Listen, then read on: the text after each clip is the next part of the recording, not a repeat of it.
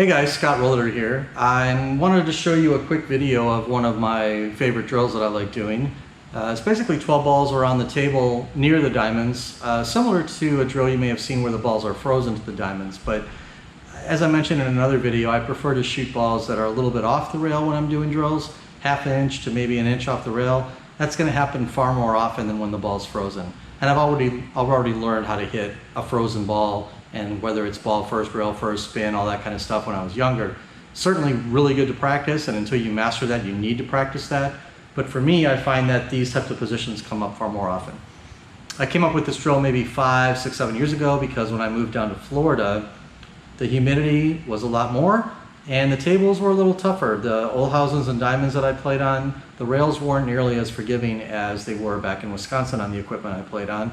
So I got a little lazy without knowing it as I was kind of growing up and using the rail as a bumper a little bit. So the whole thing I talked about in another video about the perception of the center of the pocket not being at the hole, but being between the 2 points.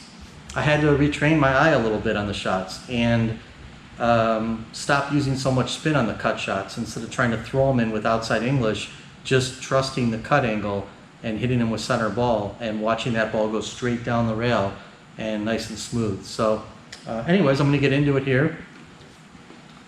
You can see I put the balls roughly near the diamond. They don't have to be exact. They can be out a little bit. I do freeze a couple of them sometimes, just for variety. I'll start with the cue ball in the center of the table. And Billiard Brothers, I forget if it was Fedor or Maxim, one of those guys did this drill on their site. And they have 3 balls in the middle of the table as well, and they can't touch another ball, and they actually hit 2 rails with the cue ball on every shot. Hit the gaps on every shot. It's really impressive to watch. I try to challenge myself to hit the gaps on the first 4 shots, but after that I just try to make the balls clean and try to utilize different varieties of 1, 2, and 3 rail position, which is a little more realistic in a game. But certainly if you've got the discipline and the time that they have and at the skill level they have, you can certainly challenge yourself to do the same. So again, I'm going to start off with the 5 ball here. I'm going to try to hit this small gap. It's about a diamond, maybe a little less. So I don't need to put any left English on it. I basically just need to use draw, and I need to blend my draw with my speed so that it comes back a little bit and hits that gap.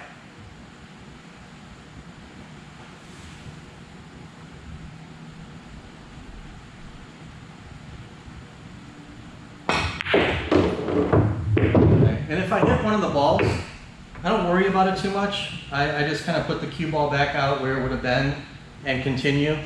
If I set up the ball every single time I hit a ball, I'd be setting up the balls all the time, and my goal here is to really practice the shots. So I have a more angle on this shot, so now I have to use a little more draw or maybe a hair of outside English to hit that gap.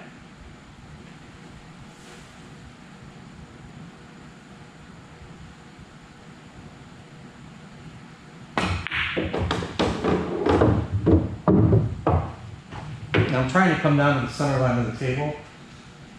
Ran that one a little far. Now again, I'm going to try to hit the gap either between the 6 and the 9 or the 9 in the pocket on this shot.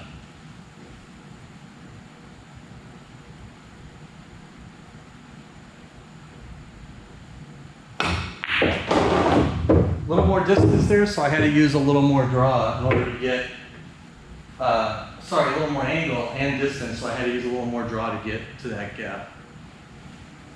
So now I got the 1 ball. So again, kind of a medium angle, just to try to get back in there.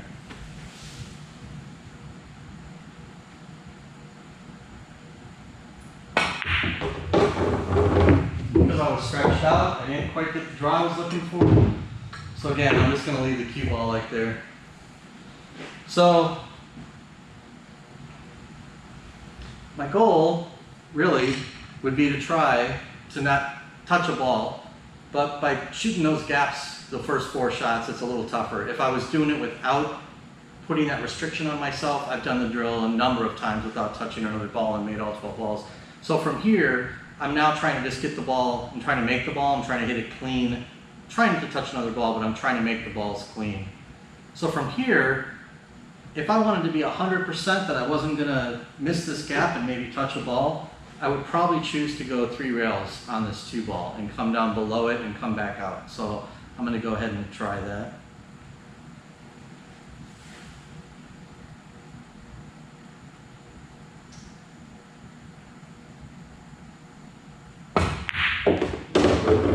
So that was a high ball, just a little bit of right English. And it came out looking pretty good.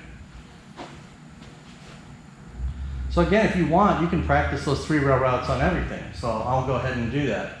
So I'm going to go ahead now and hit the same thing with high ball and a little bit of left English. And you can see that 10 ball went nice, straight down the rail, exactly the way I wanted it to. Same thing here. I can hit this 8 ball now and go 3 rails for the 6.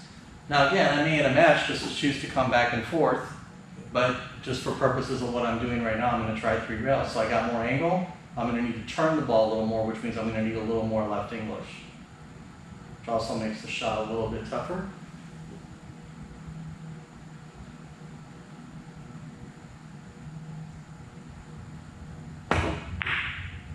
But you can see that ball went real nice and smooth down the rail. That's what I'm looking for, not trying to use this as a bumper, but to hit that ball nice and clean. I'll go ahead and continue the trend. I'll go ahead and hit this one with a little bit of inside English as well. Now, keep in mind on this one, I don't want to come off here and come up. I have to either come higher for the shot, or I have to hit it lower so that I come in more down this way for the 12. Center table in this position is, in this spot, is not a good spot to be.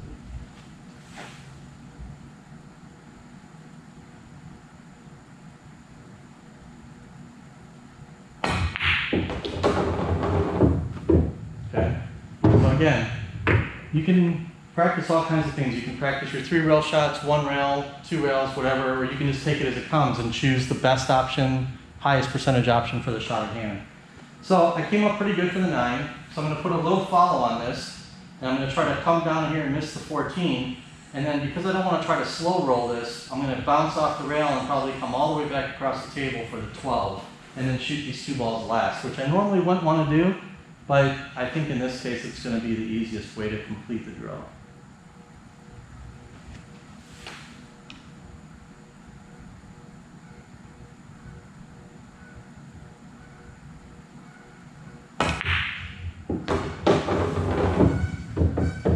Again, nice smooth speed, nice roll the 9 all the way down the rail, nice and clean. So now, 1 rail. I'm going to hit the 12, and I'm going to try to float, and I don't want to get stuck, but I also don't want to be way out here. If I do get out here, I'll have to go 2 rails back and forth. If I get close enough, I can just hit a soft kill shot, but it'll just be a matter of feel when I'm sitting here looking at it, like what I want to do. And basically, I'm just coming straight across the table, so it's basically a stun shot. So because I'm 2.5 feet away, I probably hit a little bit below center.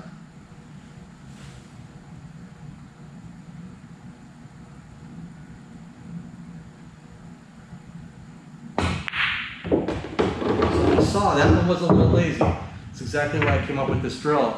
I'm not even sure how that one went in, but sometimes when you hit the ball, it gets a little turn of inside English or whatever on it, and it actually rolls down the rail instead of out and goes in. And this table's pretty broken in, so it's pretty tight right now. But again, based on the speed I hit it and the little rub I got on it, it was good enough.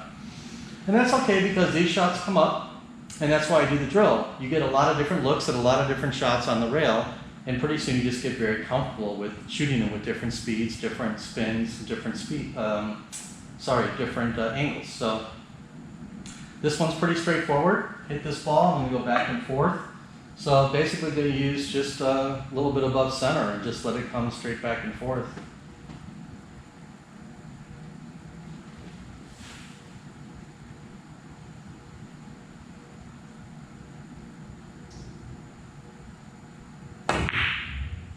Yeah, I had a feeling I was going to miss that. That's another cool thing about this drill too. You get, now I show it again. You get down toward the end, and especially if you haven't completed the drill before, you get a little pressure, which is good. Anytime you can practice and introduce pressure into your practice, it simulates it simulates your play. So that's really important.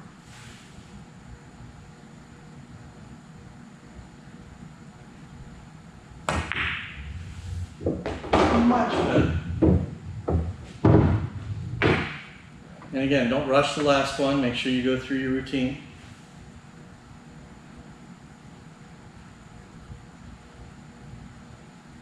Okay. So anyways, that's just a quick example of one of the drills that I like to do. I think it's very helpful. It really takes away a lot of the anxiety around some of those rail shots, and you get a lot of good looks at them. Honestly, if I do the 15 ball across the middle drill that I showed in my previous video, and if I do this 2, 3, 4 times, warm up for a match, just between those 2 drills alone, I feel pretty ready to go. I don't need to hit a bunch of other shots. I've already hit them for the last 25 years. But if I can feel comfortable with my speed and moving the ball around the rails and the inside English and all of that, and getting my stop shots and stun shots down, I feel, and the timing feels good, and everything's smooth, I feel pretty ready then. So anyways, hope you enjoyed it. Thanks for watching.